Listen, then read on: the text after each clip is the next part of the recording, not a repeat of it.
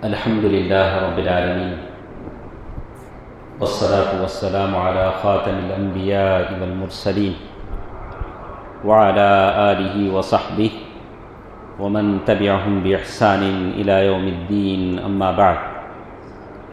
اللہ تعالیٰ کا فضل و کرم ہے کہ سیرت کے اس مجلس میں ہم شریک ہیں. اللہ تعالیٰ کے نبی اور ہم تمام اللہ تعالیٰ نے جن کو ہم تمام کی رشد و ہدایت کے لیے بھیجا ہے ان کی سنت پر ہم تمام کو عمل کرنے کی اللہ تعالیٰ توفیق دے. تو جیسے میں نے آپ کے سامنے بتایا تھا کہ آج ہمارا درس مکے میں اللہ کے نبی صلی اللہ علیہ وسلم کی دعوت کا آغاز جو شروع ہوا، تبلیغ کا حکم جب اللہ تعالیٰ نے پیارے نبی صلی اللہ علیہ وسلم کو دیا، وہاں سے ہم اپنی بات کا آغاز کریں گے. اس سے پہلے ہم نے وحی کے اقسام کے بارے میں سنا تھا کہ کتنے طریقے سے وحی آتی ہے، ساری تفصیل ہم سن چکے ہیں.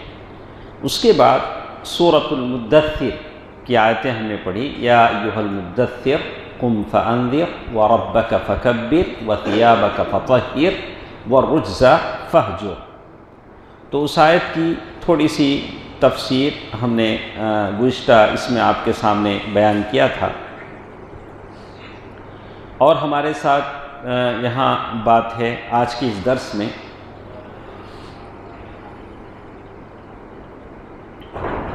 تو آخری بات ہمارے ساتھ کہاں تک تھی کسی کو پتہ ہے؟ آج میں نے گروپ میں بھی ڈالا تھا، کہاں تک؟ ہاں، کون سے صفحے سے ہم کو پڑھنا ہے؟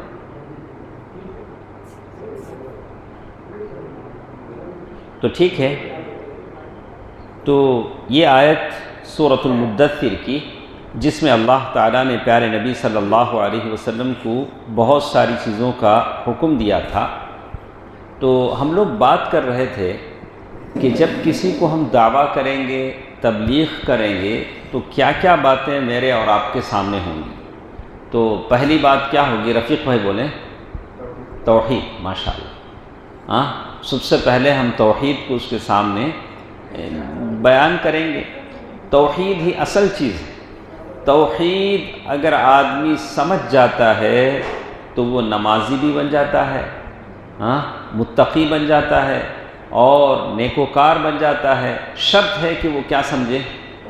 توحید کو سمجھے. توحید اگر سمجھ میں آتی ہے تو باقی سارا معاملہ. اسی لیے میں نے شیخ البانی رحمہ اللہ کی وہ کتاب کا حوالہ آپ کو دیا تھا، التوحید اولا یا دعاة الاسلام. انہوں نے کتاب لکھی، کہا کہ سب سے پہلی چیز توحید ہے جس کی طرف مجھے اور آپ کو دعوت دینا ہے، لوگوں کو ایک اللہ کی طرف بلانا ہے. آج مسلمانوں میں جو کمزوریاں ہیں، جو قسم پرسی ہے، جو ذلت ہے، رسوائی ہے، اس کا سبب یہ ہے کہ اللہ الحی القیوم کو چھوڑ کر انہوں نے در در کی جو ٹھوکریں کھائی ہیں، قبروں کا، مزاروں کا، چبوتروں کا، درختوں کا، جس کا انجام ہم کو آج بھگتنا پڑ رہا ہے. توحید کے بعد دعویٰ میں دوسری چیز ہمارے لیے کیا ہے؟ بولیں گے کوئی؟ جنید بھائی. یوم آخرت پر ایمان. آپ کچھ بھی کہنا چاہیں گے، سوچیں گے کہ کل اللہ پوچھے گا. کچھ کسی کو تکلیف پہنچانا چاہیں گے، کوئی برائی کرنا چاہیں گے یا نیکی کرنا چاہیں گے، اس امید میں کہ اس کا بدلہ مجھے کل آخرت میں ملے گا. دوسری چیز. تیسری چیز عمران بھائی، تزکیہ نفس، پیوریفیکیشن آف سول. آپ کا نفس اچھا ہو، لیکن نفس کو پاک بنانا اس طریقے پر ہونا چاہیے جس طریقے پر اللہ کے نبی صلی اللہ علیہ وسلم نے حکم دیا. طریقہ نہیں بدلنا چاہیے. جیسے اگر کوئی نہیں، میں نفس کو پاک رکھنا چاہتا ہوں، میں جنگلوں میں نکل جاؤں گا، الٹا لٹک جاؤں گا، ایک پاؤں پہ کھڑا رہوں گا، جسے تپسیا کہتے ہیں، یا صوفیوں کی طرح بیٹھ کے جھوم میں ناچوں گا، یہ غیر شرعی چیزیں ہیں نفس کو پاک کرنے کی.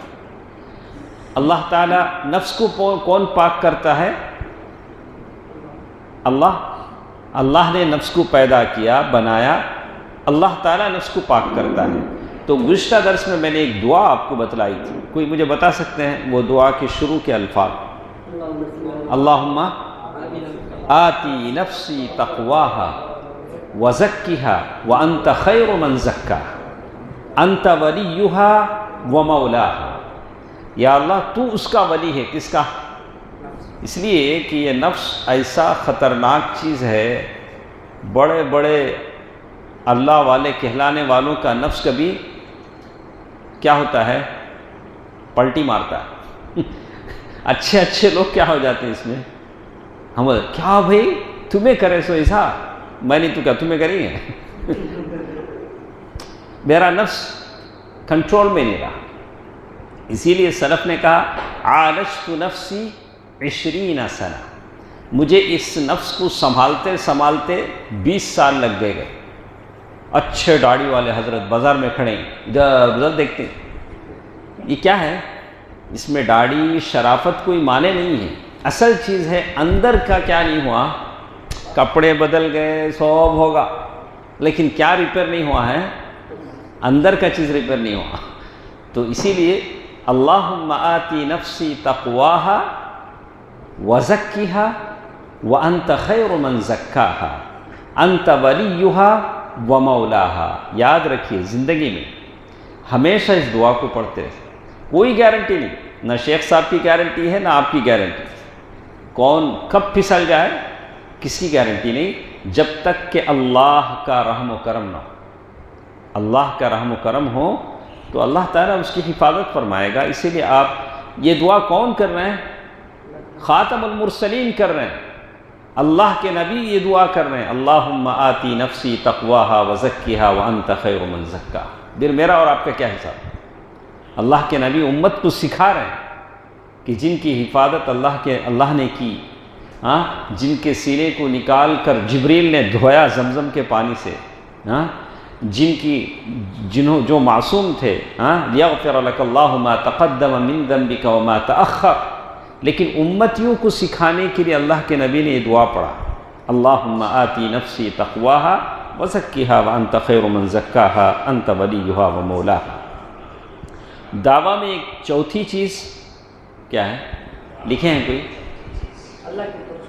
اپنے سارے معاملات کو کس کے اوپر چھوڑنا؟ اللہ کے اوپر چھوڑنا۔ لیکن آپ ایسا نہیں بولیں گے آپ پورا آگے میں بزنس اللہ کے اوپر چھوڑ ڈالے گا، جو بچوں کون پالتا ہے؟ اللہ کے اوپر چھوڑ ڈالے، نہیں جی، تمہیں پالو، اللہ تعالیٰ تمہاری ذمہ داری بھی دیا، لیکن برکت کون دے گا؟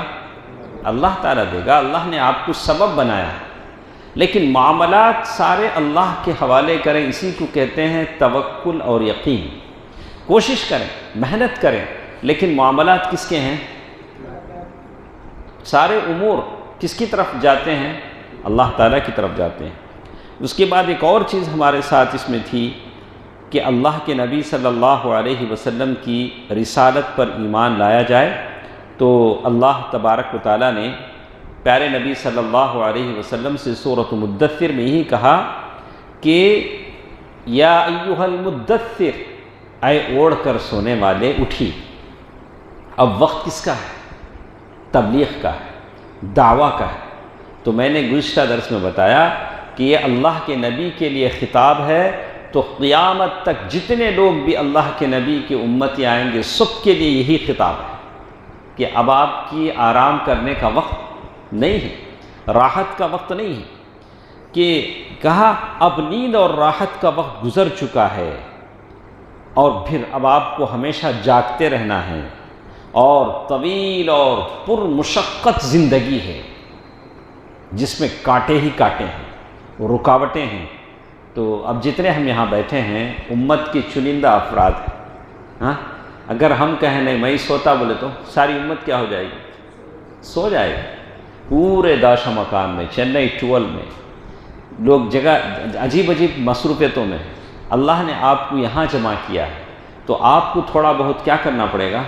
سیکریفائس کرنا پڑے گا، قربانیاں کرنا پڑے گا، آپ کے آرام کو تج دینا پڑے گا۔ آپ یہ کہ نہیں میں ایسا آج رہتا ہوں بولے تو کچھ نہیں ہوگا۔ اسی لیے آگے شیخ لکھتے ہیں اب آپ ہمیشہ مستعد اور تیار ہو جائیے، بالکل تیار ہو جائیے۔ یہ بڑا یعنی اللہ تعالیٰ نے جو کہا قم فانذر، بڑا پرہیبت کلمہ ہے۔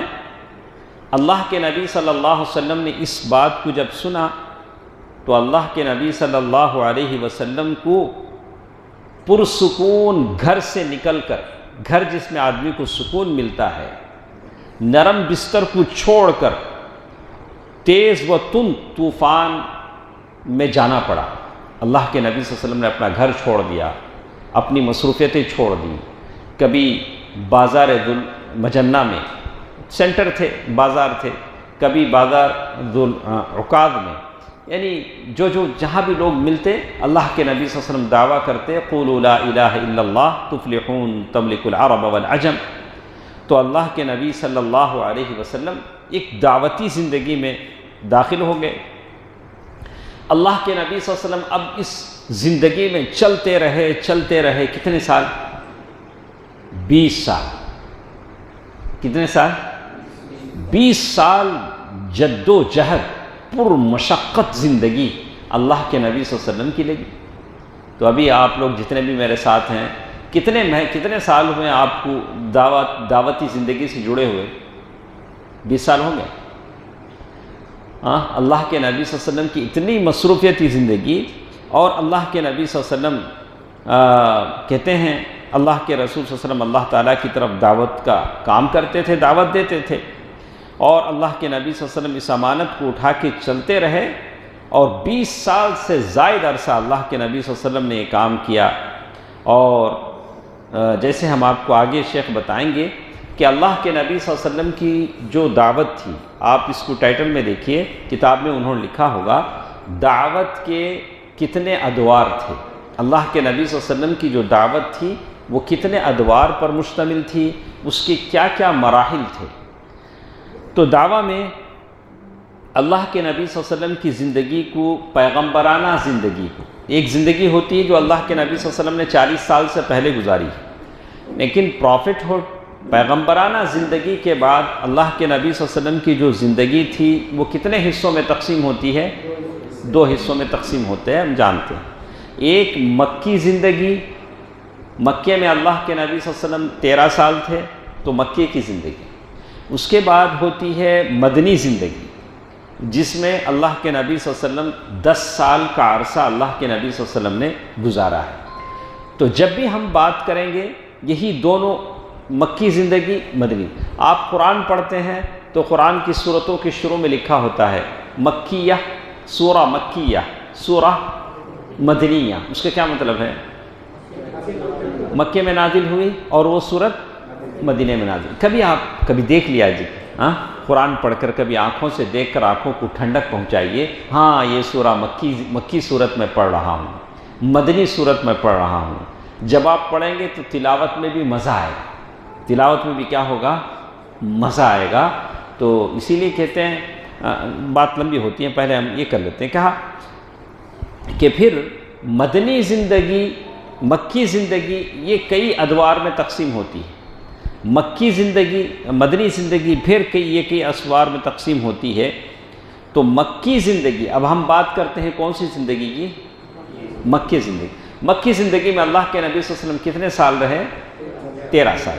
ان 13 سالوں کو الگ الگ دور میں، حصوں میں بانٹا ہے۔ تو پہلا دور ہے 3 برس، شروع کے 3 برس۔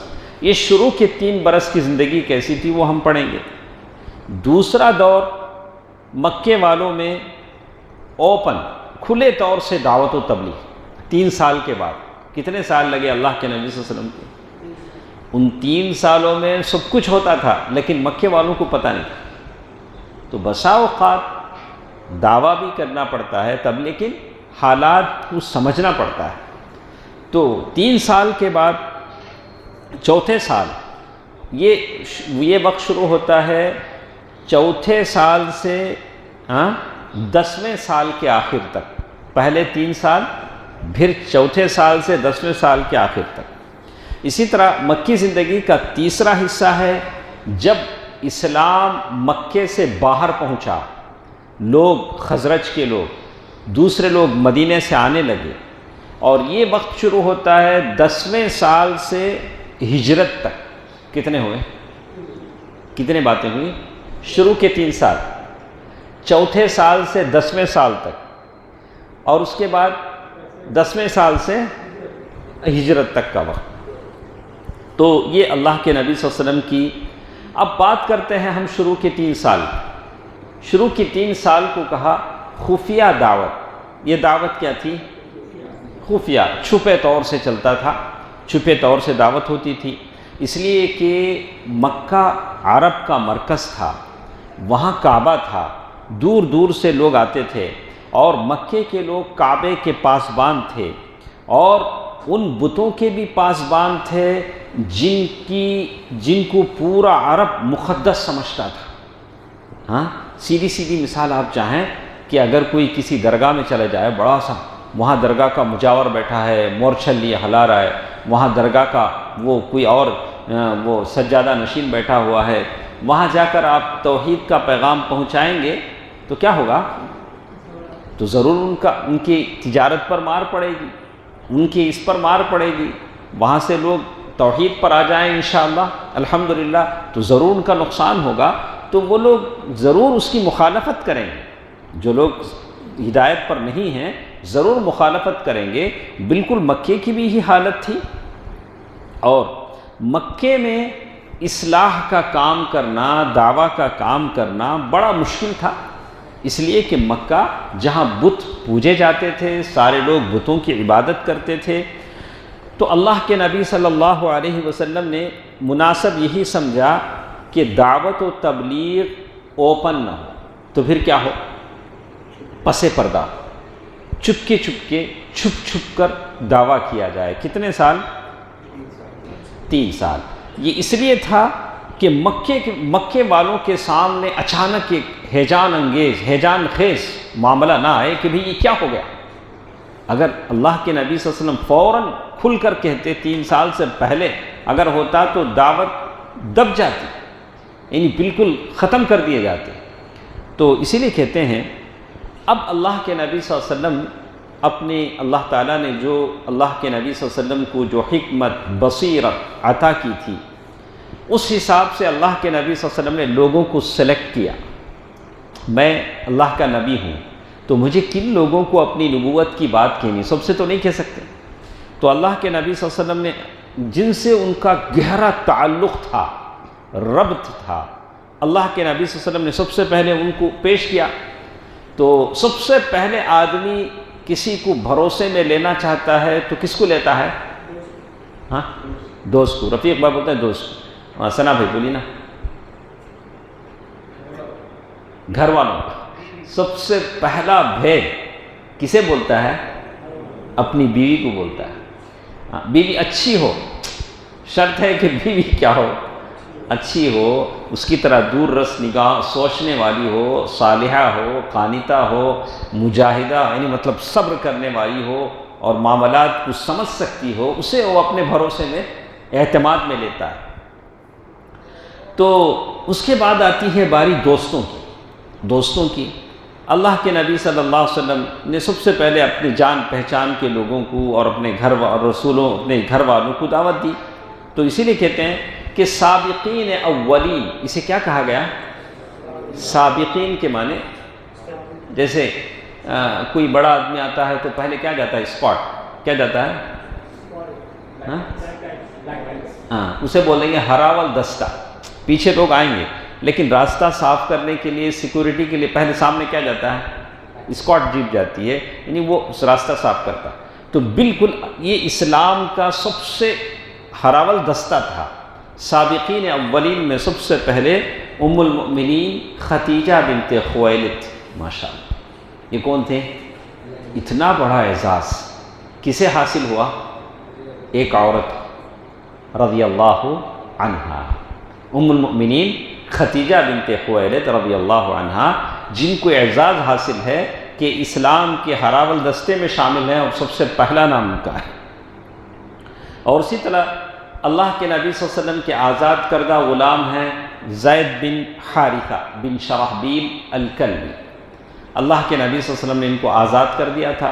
کہیں یہ بیچتے ہوئے ملے تو سب سے پہلے ام المؤمنین ختیجہ بنت خویلد کے ماموں نے خرید کر ان کو تحفے میں دیا تھا. کس کو؟ ختیجہ کو. شادی کے بعد ختیجہ بنت خویلد نے اپنے نوکر زید بن حارثہ کو پھر کسے گفٹ کیا؟ اللہ کے نبی صلی اللہ علیہ وسلم. اللہ کے نبی صلی اللہ علیہ وسلم نے ان کو آزاد کر دیا، پھر اپنا منہ بولا بیٹا بنا لیا. بعد میں جب شریعت کا حکم آیا تو پھر بعد. تو یہ تھے زید بن حارثہ، یہ مسلمان ہوئے.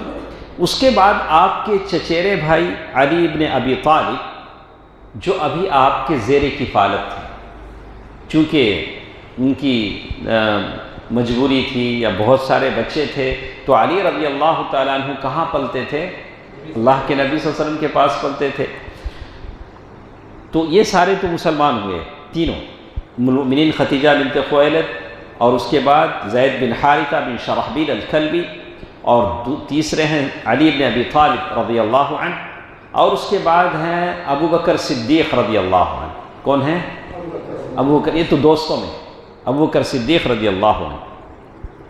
تو اسی لیے اللہ کے نبی صلی اللہ علیہ وسلم نے کہا کہ میں نے بہت سارے لوگوں کو دعوت دیا، ہر کوئی نے کسی نے تردد کیا، لیکن ابو بکر نے نہیں کیا.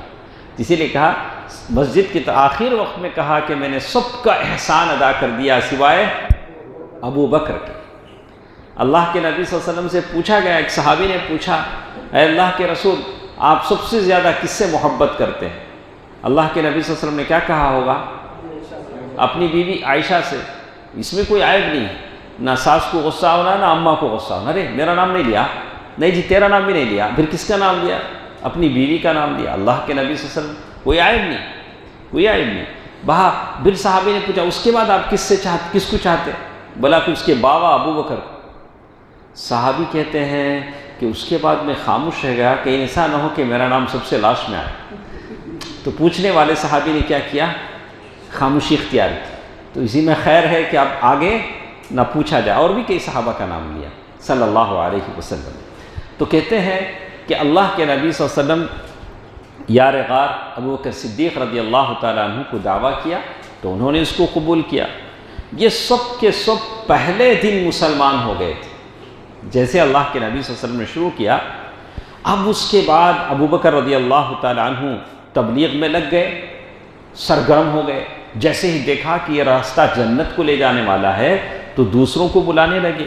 اس لیے کہ آپ بڑے نرم مزاج کے تھے. ابو بکر صدیق رضی اللہ عنہ بڑے اچھے اخلاق بھی تھے، دریا دل تھے. دریا دل کا مطلب کیا ہوتا ہے ادریس بھائی؟ بہت اتنا بڑا دل. دریا تو بھی رتی چھوٹا رہا، لیکن ان کا دل کتنا تھا؟ اتنا. لیکن یہ مشکل ہے. ہمارے لیے بولنا آسان ہے، ہمارے لیے خرچ کرنا ذرا مشکل ہے. اللہ تعالیٰ سب کو اتنا دے کہ ہم کیا کریں؟ خرچ کر سکیں. کبھی ہم دیکھتے بھی ہیں کہ مسجد کے دروازے پر پہنچتے ہیں تو لوگ واسطے بھائی دیو بھائی اللہ تم نہ دیں گا. تو عجیب انداز ہوتے ہیں، کبھی جیب میں ہوتا ہے کبھی نہیں ہوتا ہے، کبھی یہ دعا کر کے نکل جاتے ہیں اللہ تو اتنا دے کہ ہم کسی کو مایوس نہ کر سکیں. لیکن جتنا آپ کے پاس ہے اتنے میں سے آپ کو کیا ہے؟ خرچ کرنا ضروری ہے. کیا کہ اس کے بعد ابو بکر صدیق رضی اللہ تعالیٰ عنہ اپنی دور اندیشی سے جس کو مناسب سمجھتے بلانے لگے.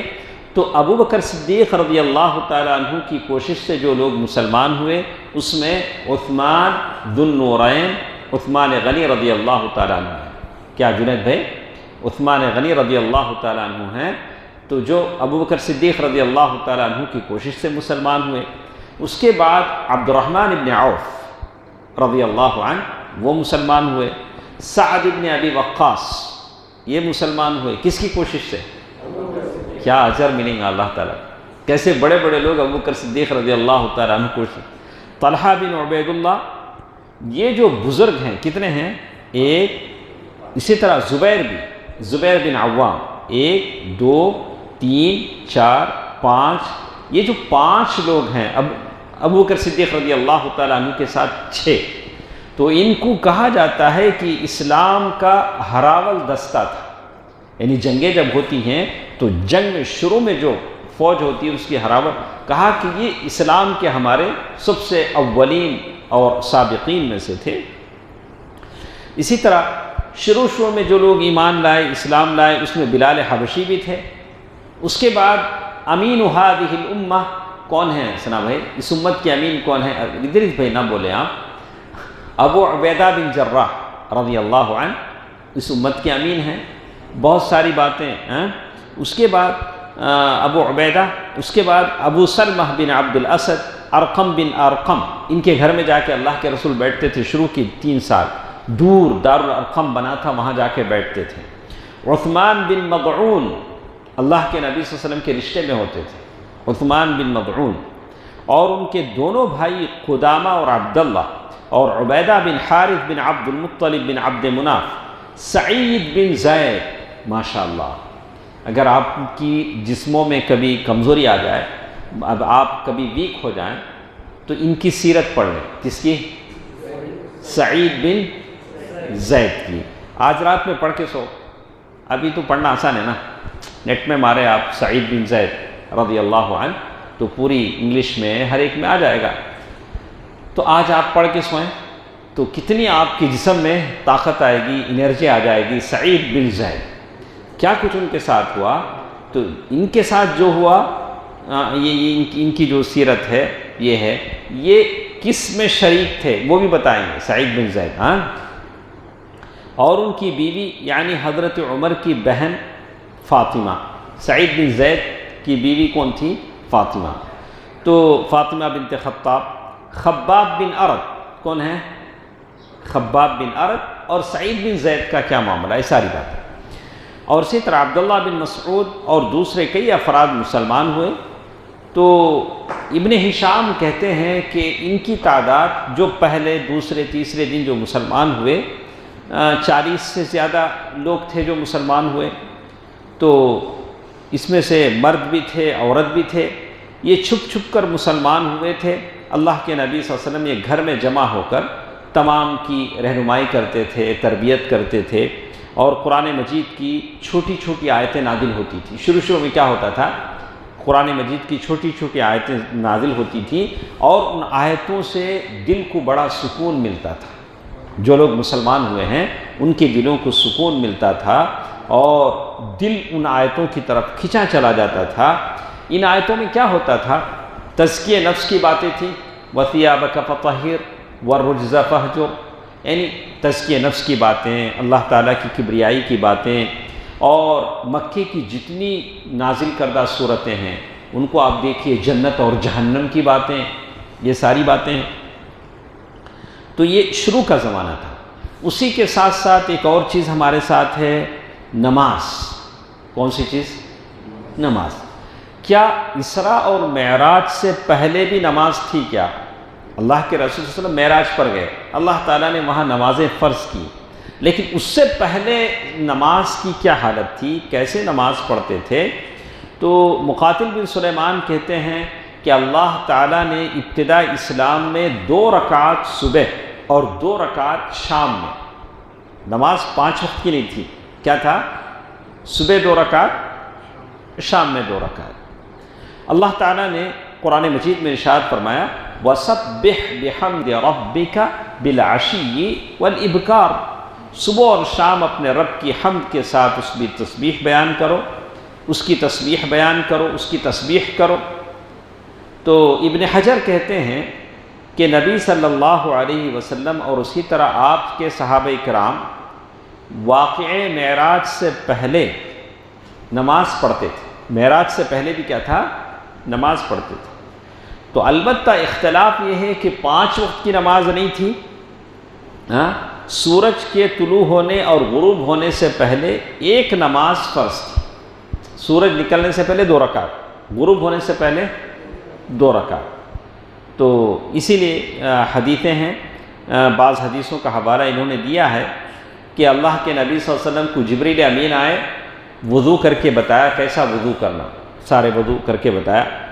اور برا بن عازب رضی اللہ تعالیٰ عنہ کی بھی حدیث ہے، ابن ہشام کا بیان ہے کہ نبی صلی اللہ علیہ وسلم اور صحابہ کرام نماز کے وقت گھاٹیوں میں نکل جاتے، جہاں پہاڑ ہیں وہاں نکل جاتے، اور اپنے قوم سے چھپ چھپ کر نماز پڑھتے تھے۔ ماشاءاللہ، ابھی تو مسجد میں نماز ہو رہی ہے، ہاں، تو نماز پڑھنے کے لیے ان کو کہاں جانا پڑتا تھا؟ لوگوں سے چھپ چھپ کر پہاڑوں میں جانا پڑتا تھا۔ تو لیکن ایک بار ایسا ہوا کہ ایک بار ابو طالب نے علی رضی اللہ تعالیٰ عنہ کو دیکھا کہ وہ نماز پڑھ رہے ہیں، تو بڑا تعجب ہوا، انہوں نے کبھی دیکھا نہیں تھا۔ تو علی رضی اللہ تعالیٰ عنہ سے پوچھا کہ یہ کیا ہے، اٹھ رہے ہو، بیٹھ رہے ہو، جھک رہے ہو، کیا بات ہے؟ تو علی رضی اللہ تعالیٰ عنہ نے کہا کہ یہ میں مسلمان ہو گیا ہوں، اللہ کے نبی صلی اللہ علیہ وسلم کی لائی ہوئی شریعت ہے۔ تو ابو طالب نے کہا کہ اس پر برقرار رہیں۔ کیا کیا انہوں نے؟ جس دین کو تم نے مان لیا ہے اسی دین پہ کیا کرو؟ چلتے رہو۔ اب بات کتنے سالوں کی بات ہم کر رہے ہیں؟ شروع کے 3 سال۔ بہرحال بات ہوتے ہوتے قریش کو بھی معلوم ہو گیا، قریش بھی کیا کرے، ان کو معلوم ہو گیا کہ اللہ کے محمد صلی اللہ علیہ وسلم نے کوئی دین لایا ہے، اور قریش کو بھی یہ بات معلوم ہو گئی، لیکن انہوں نے توجہ نہیں دیا۔ قریش نے کہا کہ ایسے بہت سارے لوگ اس زمانے میں تھے الوہیت کی اور ایسی باتیں کرتے تھے، تو کہا کہ محمد بھی صلی اللہ علیہ وسلم ان میں سے ایک آدمی ہوں گے، تو اگنور کیا، زیادہ کوئی معاملے پر توجہ نہیں دی۔ تو اسی لیے محمد غزالی رحمہ اللہ لکھتے ہیں کہ یہ بات قریش کو پہنچ چکی تھی، لیکن قریش نے کوئی اہمیت نہیں دی، بلا کہ کوئی بات نہیں تھی۔ تو کیوں؟ انہوں نے سمجھا کہ محمد صلی اللہ علیہ وسلم اسی طرح کے کوئی دینی آدمی ہیں جو الوہیت اور حقوق الوہیت کے موضوع پر گفتگو کرتے ہیں، اس لیے کہ اس زمانے میں اور بھی لوگ تھے جو اس طرح کی باتیں کرتے تھے، جیسے امیہ بن صلب، قس بن ساعدہ، زید بن عمرو بن نفیل وغیرہ تھے۔ لیکن قریش کو اندر سے اس بات کا ڈر تھا کہ اگر یہ محمد صلی اللہ علیہ وسلم کی دعوت تیزی کے ساتھ پھیل گئی تو کیا ہوگا، لیکن ڈر تھا، لیکن معلوم ہو چکا تھا۔ تو 3 سال کی یہ تبلیغ کا کام خفیہ طور سے انفرادی طور پر رہا۔ انفرادی بولے تو ہاں، انفرادی بولے تو الگ الگ، یعنی کیسے رہا؟ انڈیویژل، کیسے کہیں گے؟ انڈیویژل رہا۔ اس دوران کیا ہوا؟ ایک جماعت تیار ہو گئی۔ یہ 3 سال میں کیا ہو گیا؟ ایک جماعت فارم ہو گئی، اور وہ جماعت کے بیچ میں جو رشتہ تھا اخوت یعنی بردرہڈ اور تعاون پر قائم رہا۔ یعنی پورے وہ جماعت ایسی نہیں تھی کہ بالکل یہ ہو، بالکل مضبوط جماعت بن گئی، اور یہ جماعت اللہ کا پیغام دوسروں تک پہنچانے پر لگی رہی۔ اس کے بعد اللہ تعالیٰ کی طرف سے جب یہ جماعت بن گئی، اللہ تعالیٰ کی طرف سے وحی نازل ہوئی کہ اب کھلم کھلا دین کی دعوت دیں، لوگوں کو بلائیں اور باطل سے ٹکرائیں، اور ان کی بتوں کی حقیقت کو بتائیں کہ جن بتوں کی تم پوجا کر رہے ہو اس کی حقیقت کیا ہے۔ دیکھا، 3 سال کے اندر دعویٰ بھی ہوا، تبلیغ ہوئی، مطلب اللہ لوگوں کو دین پہنچایا گیا، اور پھر ایک جماعت ایسی بنی جو کھوکھلی نہیں تھی، بڑی لوگ کم تھے لیکن جماعت کیا تھی؟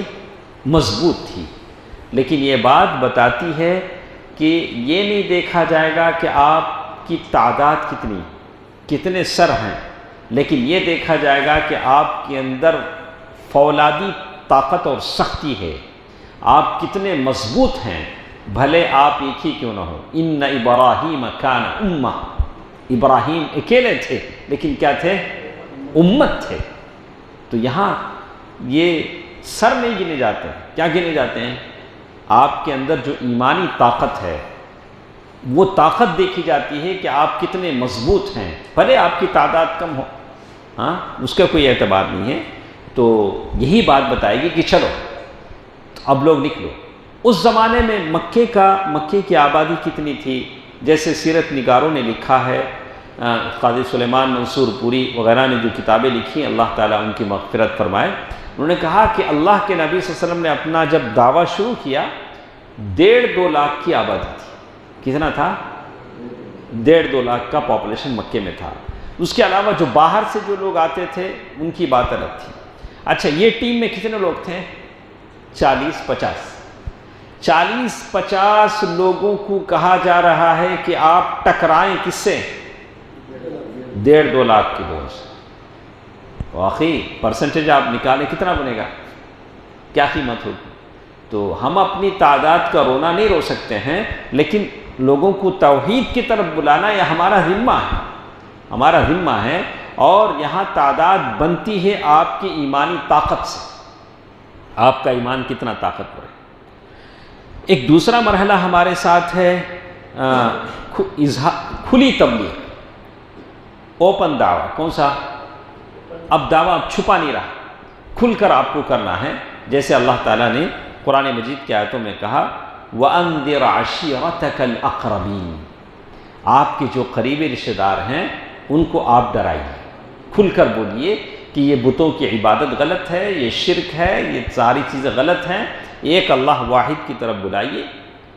تو اللہ تعالیٰ کا یہ حکم نازل ہوا کہ اپنے قریبی رشتہ داروں کو بلائیے۔ سورۃ الشعراء کی آیت ہے، آیت نمبر 214، آیت نمبر 214، کہ آپ اب ببانگ دہل اعلان کیجیے۔ آپ کیا کیجیے؟ کھل کر اعلان کیجیے۔ اللہ کے نبی صلی اللہ علیہ وسلم کو یہ حکم ہوا۔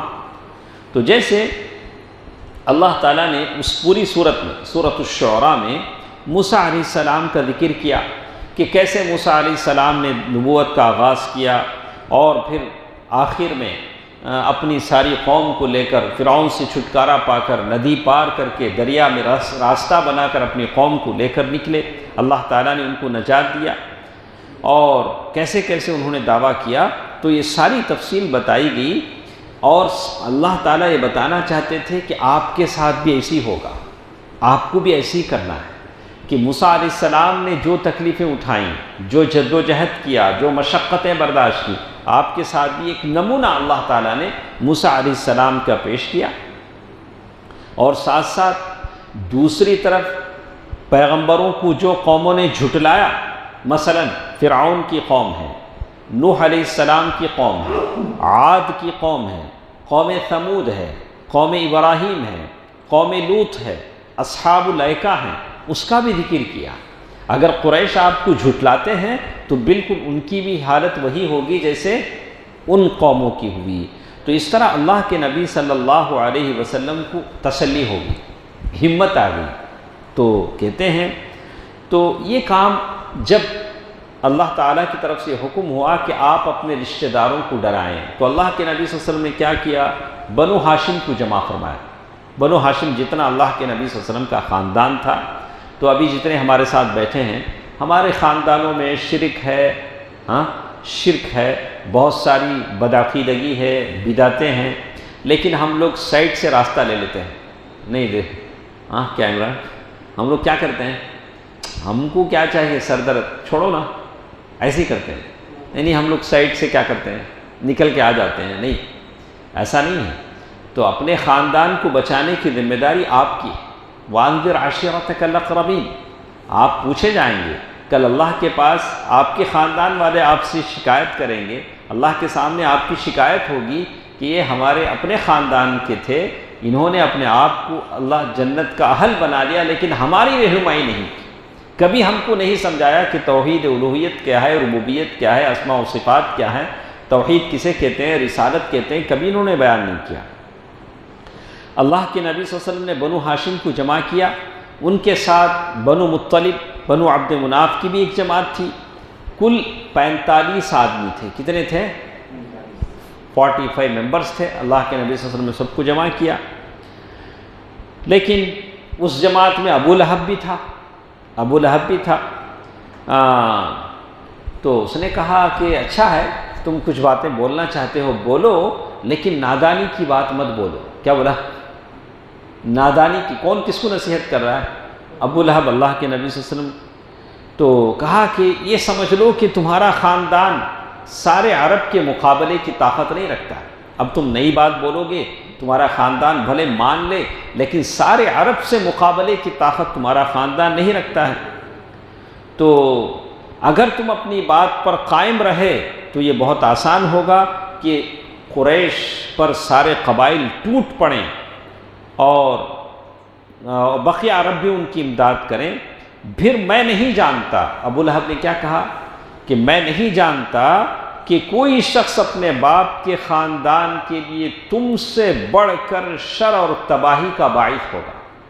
تم یہ نبوت اور رسالت کا دعویٰ کر کے اپنے باپ کے خاندان کو بدنام کر رہے ہو۔ کس نے کہا؟ ابو لہب نے کہا۔ تو یہ پہلی ملاقات تھی۔ اب اللہ کے نبی صلی اللہ علیہ وسلم نے مناسب نہیں سمجھا کہ بات اور آگے بڑھے۔ اللہ کے نبی صلی اللہ علیہ وسلم کیا کیے؟ خاموش ہو۔ بعض جگہ کیا کرنا پڑتا ہے؟ خاموش ہو جانا پڑتا ہے۔ آپ کے منہ میں زبان ہے، آپ کے پاس طاقت ہے، لیکن حالات یہی کہتے ہیں کہ آپ کیا ہو جائیں؟ خاموش ہو جائیں۔ کبھی خاموشی بھی جواب ہوتی ہے۔ اللہ کے نبی صلی اللہ علیہ وسلم کیا کیے؟ خاتم المرسلین خاموش ہو گئے۔ اس کے بعد اللہ کے نبی صلی اللہ علیہ وسلم نے پھر ایک بار جمع کیا۔ دیکھیے اللہ کے نبی صلی اللہ علیہ وسلم کا اسلوب دیکھیے۔ اور ایک مرتبہ اللہ کے نبی صلی اللہ علیہ وسلم نے جمع کیا، اللہ تعالیٰ کی حمد و ثنا بیان کی، اللہ تعالیٰ کی تعریف کی، اور کہا کہ میں اللہ سے مدد چاہتا ہوں اور اس پر ایمان رکھتا ہوں اور اس پر بھروسہ کرتا ہوں اور اس بات کی گواہی دیتا ہوں کہ اللہ کے سوا کوئی سچا معبود نہیں، لائق عبادت نہیں، وہ تنہا ہے۔ پھر آپ صلی اللہ علیہ وسلم نے فرمایا، دیکھیے اللہ کے نبی صلی اللہ علیہ وسلم کا انداز، کہتے ہیں یہاں جتنے بھی لوگ ہیں میرے اپنے خاندان کے، میرے اپنے گھر کے لوگ ہیں، میں ان سے جھوٹ نہیں بول سکتا۔ اللہ کے نبی صلی اللہ علیہ وسلم نے کیا کہا؟ میں نبوت اور رسالت کا دعویٰ غلط نہیں کر سکتا، میرے اپنے یہاں موجود ہیں، میں ان سے جھوٹ نہیں بول سکتا۔ اس خدا کی قسم جس کے سوا کوئی معبود نہیں ہے، میں تمہاری طرف خصوصاً اور لوگوں کی طرف عموماً اللہ تعالیٰ کی طرف سے رسول ہوں۔ اللہ کے نبی صلی اللہ علیہ وسلم نے پیغام کھل کر بیان کر دیا کہ سارے پبلک کی طرف عام طور سے اور خاندان کی طرف خصوصیت کے ساتھ پرٹیکولر میں کیا ہوں؟ اللہ کا رسول ہوں، بھیجا گیا۔ اور پھر کہا تم لوگ اسی طرح موت سے دوچار ہوگے جیسے سو جاتے ہو، اور اسی طرح اٹھائے جاؤ گے جیسے سو کر جاگتے ہو۔ اللہ کے نبی صلی اللہ علیہ وسلم نے آخرت، دیکھیے دعویٰ میں کیا ہونا چاہیے؟ پہلے توحید کی بات کہی، پھر آخرت، پھر جو کچھ تم کرتے ہو اس کا حساب تم سے لیا جائے گا، اللہ کے سامنے حساب دہی کی۔ اس کے بعد یا تو ہمیشہ کے لیے جنت ہے یا تو ہمیشہ کے لیے جہنم ہے۔ اس پر ابو طالب نے کہا کہ جو نصیحت آپ کر رہے ہیں ہم اسے مانتے ہیں۔ تو ابو طالب نے کہا کہ دیکھو یہ سامنے جتنے بھی ہیں تمہارے ابا کے خاندان کے ہیں، میں بھی ایک فرد ہوں تمہارے خاندان کا، اور جو بات تم پسند کرو گے میں اس کو قبول کرنے میں آگے ہوں۔ اللہ تعالیٰ نے جس بات کا حکم دیا ہے وہ کام تم کرتے جاؤ۔ ابو طالب نے کیا کہا؟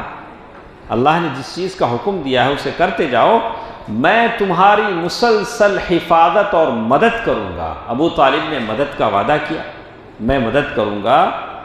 تو لیکن آخر میں ابو طالب نے کہا لیکن میری طبیعت عبد المطلب کا دین چھوڑنے پر راضی نہیں ہے۔ کیا نہیں ہے؟ عبد المطلب کا دین چھوڑنے پر راضی نہیں ہے، تمہاری بات کو میں سپورٹ کروں گا، ابو طالب نے کہا۔ تو اب ابو لہب کو جوش آیا، پہلے میٹنگ میں ایسے بولا تھا، اب پھر اس نے کہا خدا کی قسم یہ برائی ہے، اللہ کے نبی کا اس طرح نبوت اور رسالت کا اعلان کرنا یہ کیا ہے؟ غلط ہے، یہ جھوٹ ہے، جیسے اس نے کہا۔ تو ابو لہب نے کہا کہ محمد کا ہاتھ دوسروں کے پکڑنے سے پہلے تم ابھی پکڑ لو، یعنی محمد صلی اللہ علیہ وسلم کو کیا کرو؟ کام سے روک دو، یعنی ان کی دعوت آگے نہ بڑھے۔ اس پر ابو طالب نے کہا خدا کی قسم، دیکھیے ابو طالب کا جواب کیا ہے؟ خدا کی قسم جب تک جان میں جان ہے ہم ان کی حفاظت کرتے رہیں گے۔ کس کی؟ محمد صلی اللہ علیہ وسلم کی۔ اس طرح سے دو متضاد شخصیتیں اللہ کے نبی صلی اللہ علیہ وسلم کی دعوت کو لے کر تھیں۔ متضاد کے معنی اپوزٹ، ایک طرف ابو طالب کی مدد اور حمایت کا اعلان، دوسری طرف ابو لہب جس کی طبیعت میں ہی کجی تھی، خرابی تھی، بگاڑ تھا، اس کا یہ کہ محمد صلی اللہ علیہ وسلم کو پکڑ دیا جائے، دعویٰ کرنے نہ دیا جائے، اس کی یہ بات تھی۔ تو انشاءاللہ کل کے درس میں ہم سنیں گے کہ وہاں جو پہاڑ تھا صفا کا پہاڑ، کیا صفا کے پہاڑ پر چڑھ کر اللہ کے نبی صلی اللہ علیہ وسلم نے کیا اعلان کیا، کیسے۔ تو آج کی اس درس میں ہمارے ساتھ جو باتیں تھیں، مختصر باتیں، یہ سمجھ میں آئی کہ اللہ کے نبی صلی اللہ علیہ وسلم نے جب اللہ کے دین کی رسالت کا حق ادا کرنا شروع کیا تو اپنا آرام بھول گئے، چلتے رہے، اللہ کے راستے میں چلتے رہے، لوگوں سے پتھر کھائے، گالیاں کھائیں، باتیں سنی، چلتے رہے ایک لمبی مدت، 20 سال سے زائد کا عرصہ، اور ایک اسلوب، ایک اسوہ، ایک طریقہ ہم کو بتایا کہ کسی بھی چیز میں کامیابی کے لیے سب سے پہلے اپنے لوگوں کو کیا کرنا چاہیے، اعتماد میں لینا چاہیے۔ ہمارا معاملہ بعض جگہوں پر الٹا ہوتا ہے، آپ کا گھر کا جو پڑوسی ہے، آپ کے دکان کا بازو والا جو ہے وہ آپ کا نہیں ہے، لیکن سارا محلہ آپ کا ہے، ایسا نہ ہوتا، ایسی نہ کرتے ہم لوگ۔ آپ کی ایک جگہ رہتے ہیں، اوپر گھر والا آپ سے ناراض، نیچے گھر والا ناراض، ادھر گھر والا ناراض، لیکن سارا محلے والے آپ سے خوش نہیں۔ آپ اگر بہتر آدمی ہیں تو پہلے جو آپ کے آس پاس رہتے ہیں، آپ سے جن کے تعلقات ہیں، ان کو آپ اچھا کرنے کی کوشش کیجیے۔ تو اسی لیے کہا گیا کہ جبریل مجھے اڑوس پڑوس کے لوگوں کے بارے میں وصیت کرتے رہے، مجھے ایسے لگا کہ میری وراثت میں اسے بھی حقدار بنا دیں، اس لیے کہ اچانک آپ کے ساتھ کچھ ہو گیا تو ظاہر ہے رائے پیٹا سے کوئی نہیں آئے گا، کون آئیں گے آپ کے پاس؟ آپ کے قریب جو لوگ ہیں داشا مکان، وہی لوگ آئیں گے، اور سارے لوگوں سے آپ کے بازو جو آدمی، آپ کا پڑوسی، وہ آئے گا آپ کی مدد کرنے کے لیے، آپ کو ساتھ دینے کے لیے۔ تو اللہ کے نبی صلی اللہ علیہ وسلم نے ایک اسوہ بتایا کہ اپنے جو آس پاس کے ہیں ان کو آپ دعویٰ کریں، ان کو اپنے ساتھ جنت میں لے جانے کی فکر کریں۔ پھر ہاراول دستے کی بات کہی گئی، کتنے لوگ تھے جو شروع میں مسلمان ہوئے۔ اس کے بعد اللہ کے نبی صلی اللہ علیہ وسلم کو کھل کر 3 سال کے بعد جو کھل کر دعویٰ کرنے کا حکم ہوا، تو اللہ کے نبی صلی اللہ علیہ وسلم نے اپنی قوم بنی ہاشم کے ساتھ 2 مجلسیں بیٹھی، اور ان میں کیا ہوا اس کی ساری تفصیل ہم نے سنی۔ اور اسی کے ساتھ ساتھ ہمارے پاس 2 شخصیتیں ہیں، 2 لوگ ہیں، ایک ابو طالب کی شخصیت ہے اور دوسری طرف ابو لہب کی شخصیت ہے۔ دونوں کے آراء الگ ہیں، دونوں کی فکر الگ ہے۔ ایک اللہ کے نبی صلی اللہ علیہ وسلم کی حمایتی ہیں، اللہ کے نبی صلی اللہ علیہ وسلم کے سپورٹر ہیں، دوسرا اللہ کے نبی صلی اللہ علیہ وسلم کے دعوت کا دشمن ہے۔ دونوں کا کیا آگے انجام ہے، انشاءاللہ اس کا ہم انشاءاللہ کل کے درس میں ہم سنیں گے۔ اللہ تعالیٰ بہتر بات سننے اور عمل کرنے کی توفیق دے، آمین۔ والسلام علیکم ورحمۃ اللہ وبرکاتہ۔